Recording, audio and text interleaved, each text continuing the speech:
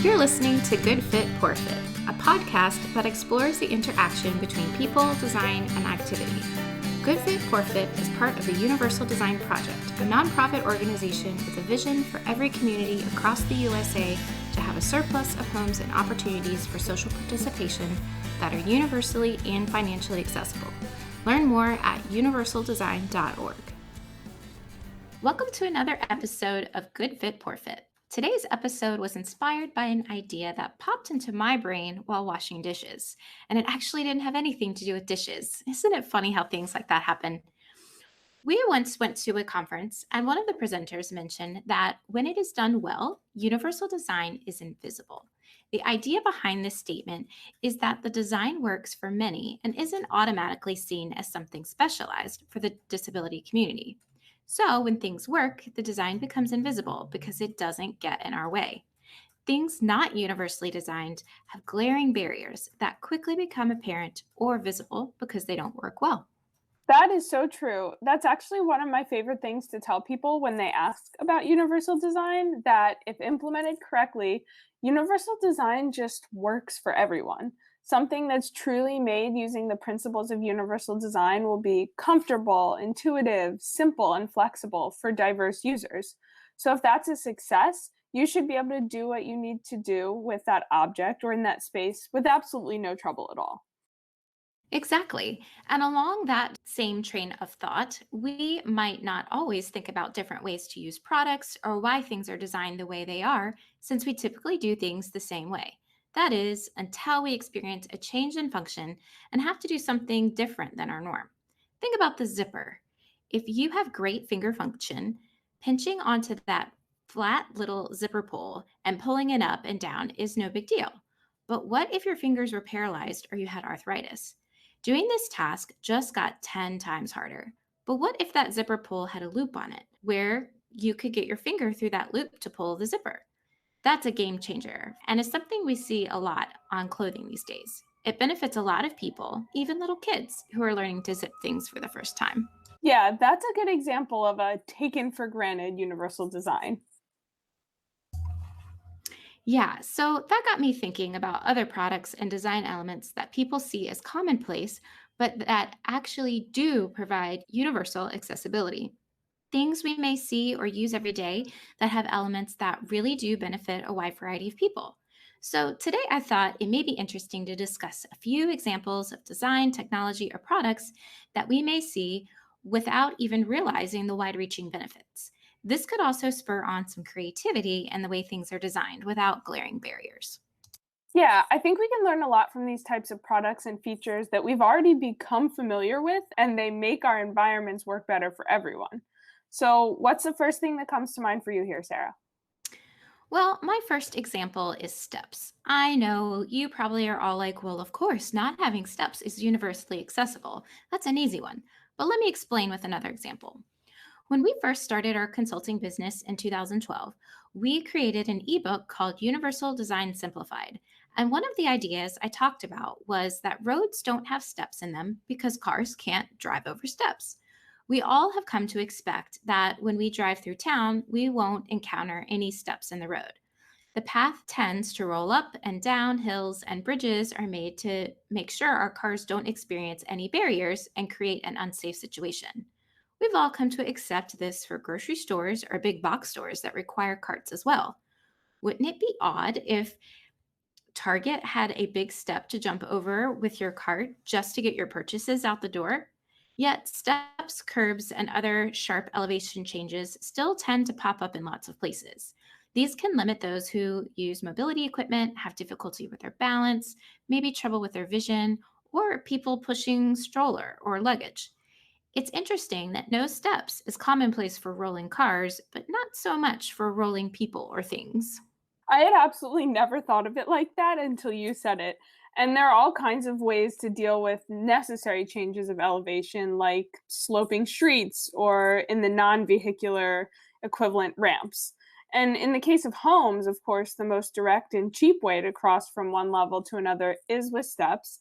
But in other spaces, they're sometimes just used to create an arbitrary partition between an open kitchen and a living room, for example. And Those sorts of steps could be easily avoided in any design plan. So I certainly see what you're saying. And if we think about the steps into showers too, with the right drainage, we can even eliminate them. Yeah, exactly.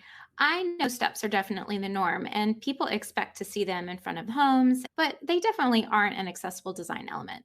And you can decorate a porch and make it Pinterest worthy without steps, too. Another example is something that I just saw pop up in my hometown of Harrisonburg, Virginia. It is a motion or proximity sensor at stoplights. Instead of having to push a button to tell the light that you want to cross the crosswalk, you can now wave your hand in front of it to activate it. Now, I'm sure that this was a high consideration to install because of COVID and decreasing the things everyone touches, but I really think it has benefits for so many others as well. Yeah, I definitely agree. This type of sensor works for the germ purposes and also for people who have decreased hand strength or those who can't reach the button because of where it's located or if their hands are full. We actually see this kind of sensor technology a lot these days. Hand dryers, sinks, toilets in public restrooms, card readers with all the tapping features, keyless entry using fobs or QR codes. It's really all the same idea.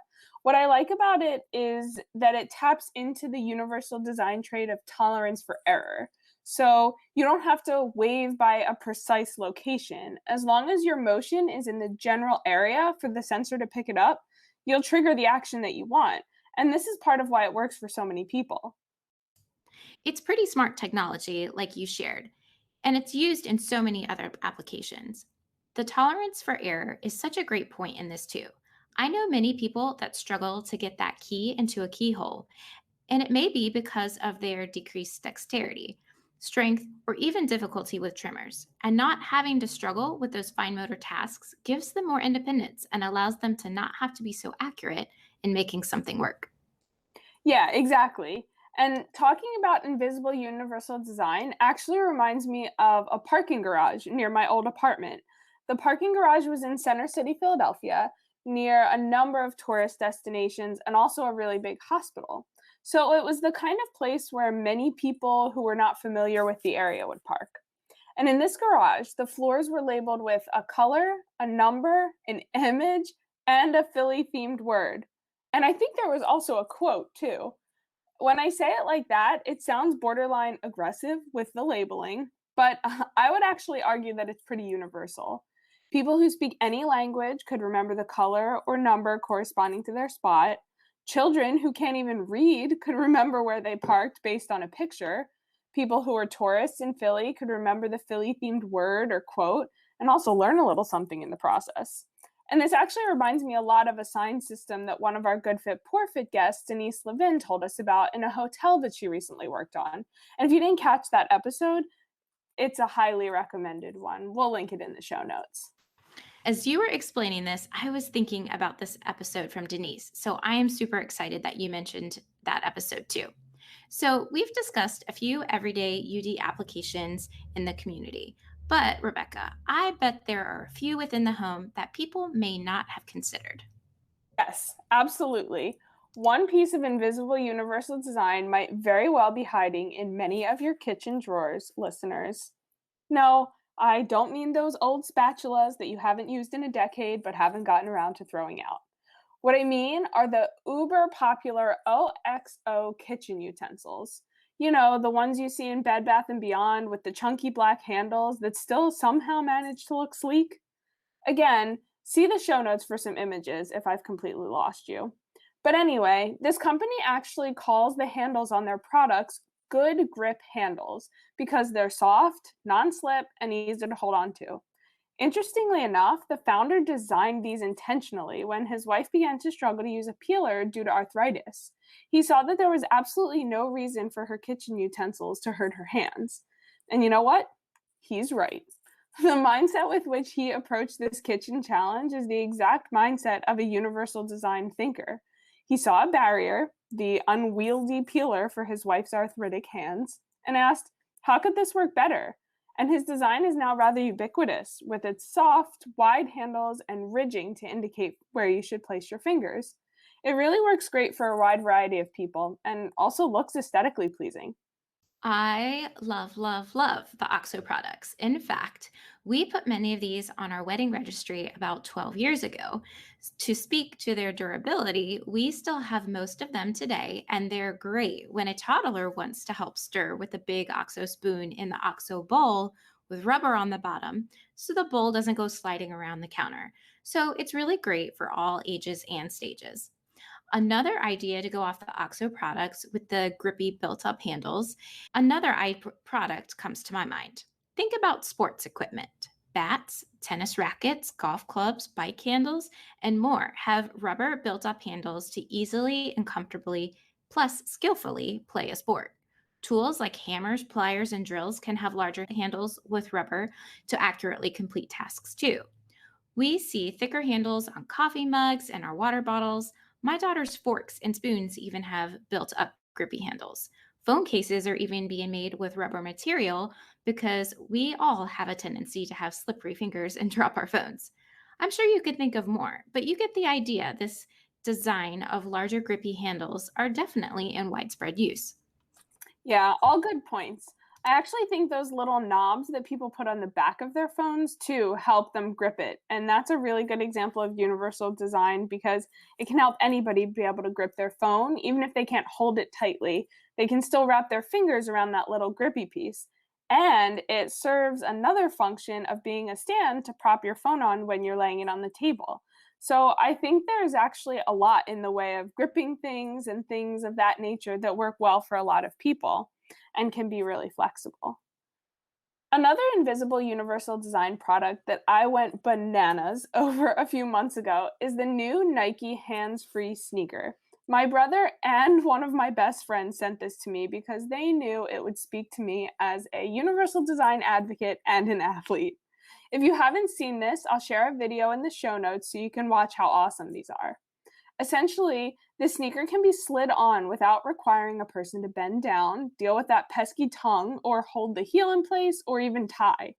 As you'll see in the video, a person needs only to step into the shoe with the front of their foot and plant their heel in order to secure it in place.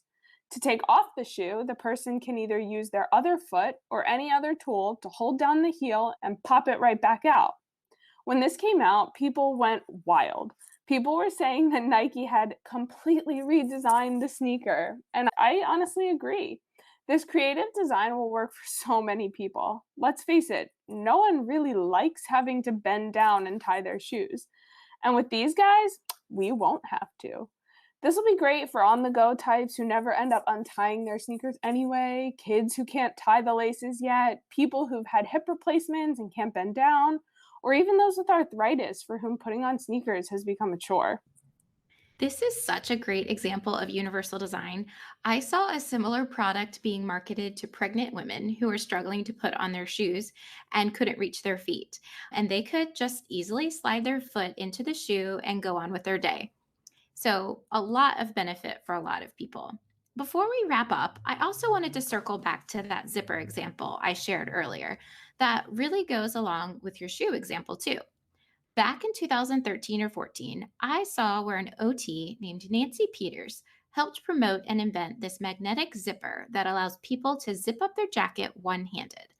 The magnet clips right at the bottom of the jacket where we all tend to struggle a little bit to get those two tiny pieces together. She has seen them useful for kids, those who struggle with arthritis or hand paralysis, but it's even helpful for a teacher who has a class of 20 young kids trying to get out the door for recess. In the video I'll link in the show notes, they've even noted its universal use, and when shown to people, they were like, wow, that thing is cool. They saw a market for people in sports or folks that just have one hand busy and maybe need to quickly zip up their jacket. When I did a search for MagZip, MAGZIP, they are actually integrated into quite a few products these days, even Under Armour. Plus, anytime you get features like this to be marketed to the general public too, the price of this will go down. I know many other big names have started to carry adaptive equipment online and in stores like Target and through Tommy Hilfiger. It's really great to see, and the function is super helpful for so many. I actually think this is a great place to wrap up this episode because it loops back to your initial comment, Sarah, about how universal design, when it's invisible, can be used as a creative inspiration to think outside the box and think about how we can eliminate barriers in the world around us. Clearly, Nike's thinking about it along with companies like Under Armour and Target. So I think it's about time that we all do too. Definitely. I agree with that. So, what's something you use every day that can be considered universal? Let us know, and maybe we can chat about it on another episode. Thanks for tuning in.